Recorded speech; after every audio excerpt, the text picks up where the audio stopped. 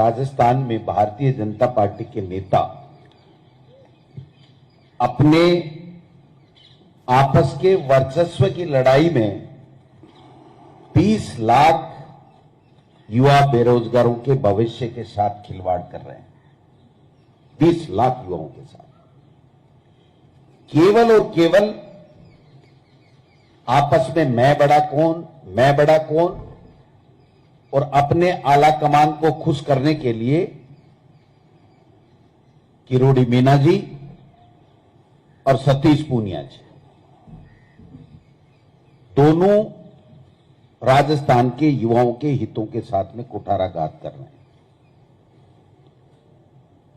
Paper leak, paper चोरी पहली घटना नहीं है, लेकिन यह पहला उदाहरण है जब सरकार ने आगे बढ़ करके जब सूचना मिली एसओजी को जांच दी और एसओजी को यह कहा गया कि आप पूरी तह तक जाइए, इसमें कौन सी गैंगें काम कर रही हैं, किस प्रकार से कर रही हैं, उसको पूरी तरीके से समाप्त करना है। यह हमारी सरकार का ऐतिहासिक फैसला। पहली बार राजस्थान में जो कर्मचारी संलिप्त पाया जाएगा उसको बर्खास्तगी का निर्णय किया गया। वो इसलिए किए गए कि राजस्थान के युवा के आशीर्वाद से हमारी सरकार कांग्रेस की सरकार बनी है। उस युवा को जो हमने हमारे जन घोषणा पत्र में कहा था कि हम आपको रोजगार देंगे, नौकरी देंगे, उस नौकरी की दिशा में हम हमारे 3 साल में उनके 3 साल से ज्यादा नौकरियां दे चुके और आगे उनकी 5 साल में जितनी नौकरियां दी उससे हम कहीं ज्यादा नौकरियां देने वाले हैं। 3 साल में गुड गवर्नेंस के कारण से ये लोग किसी भी बात का मुद्दा नहीं बना पाए और सरकार गिराने का षड्यंत्र किया, वो औंधे मुंह गिरे। उससे बौखलाए हुए दिल्ली में बैठे हुए भाजपा के नेता अमित शाह जी, मोदी जी और उसके साथी, और यहां पर 2 ग्रुप बल्कि 3 ग्रुप हैं। वसुंधरा राजे जी का ग्रुप, सतीश पूनिया प्रदेश अध्यक्ष है उनका ग्रुप, और किरोड़ी मीना जी एकला चलो रे अपना ग्रुप। ये तीनों ग्रुपों ने अपनी वर्चस्व की लड़ाई में 20 लाख राजस्थान के युवाओं को सपनों को चकनाचूर करने का काम किया।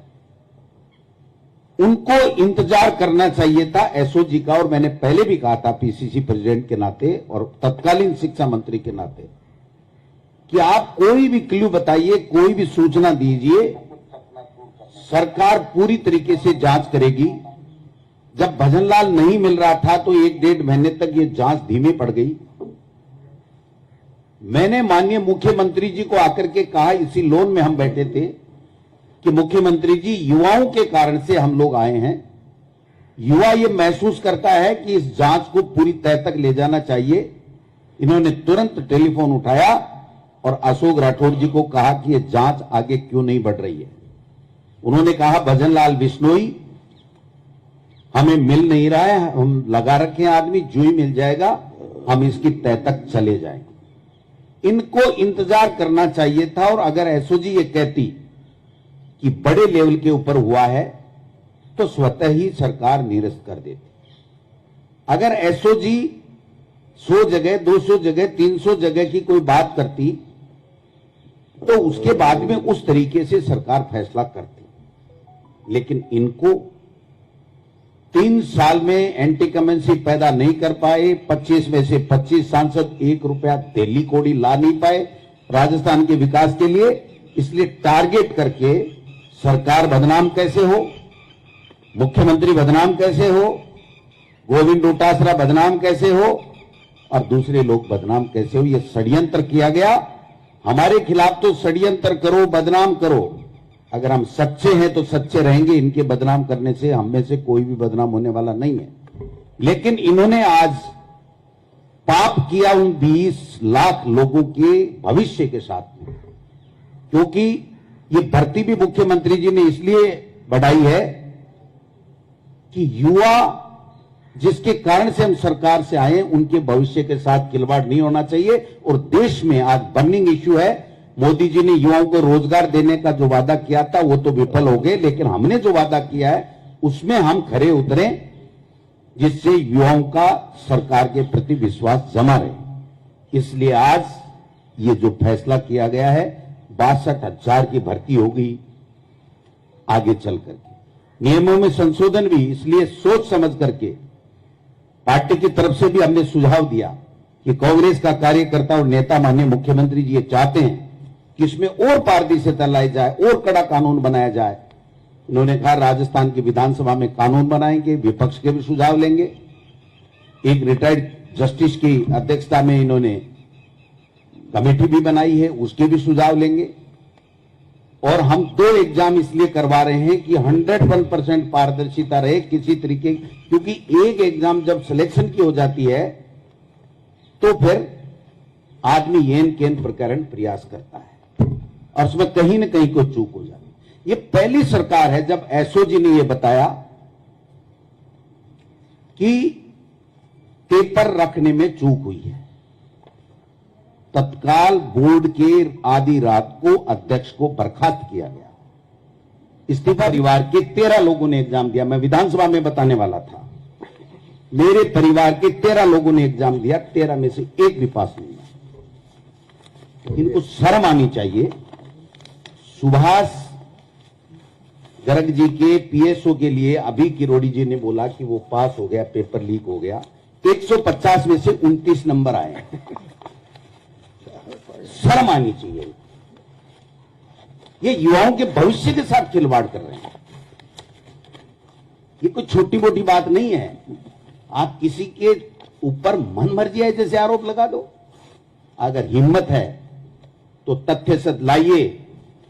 मैं आप में से और बीजेपी के तमाम नेता जो अपने आप को तुरपखा समझते हैं, मैं उनको कहूंगा कि आप जांच कीजिए। अगर रीट के इस पेपर के अंदर गोविंद सिंह डोटासरा का कोई रिश्तेदार या उसका परिवार अगर शामिल मिल जाए तो मैं पुनः कहना चाहता हूं, मैं उसी दिन राजनीति से संन्यास ले लूंगा।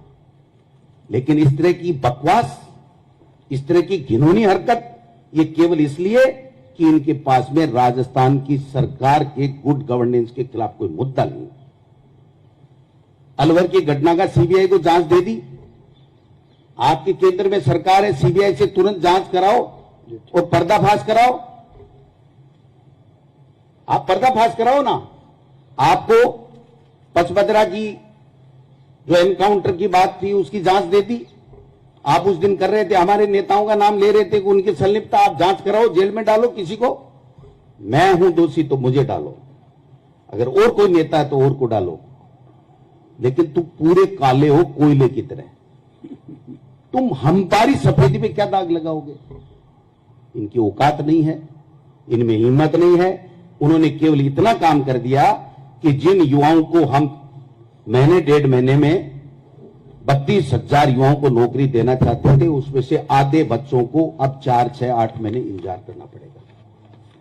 लेकिन हमारी सरकार ने, मुख्यमंत्री जी को धन्यवाद देना चाहूंगा पार्टी की तरफ से, कि हम और पद बढ़ाएंगे।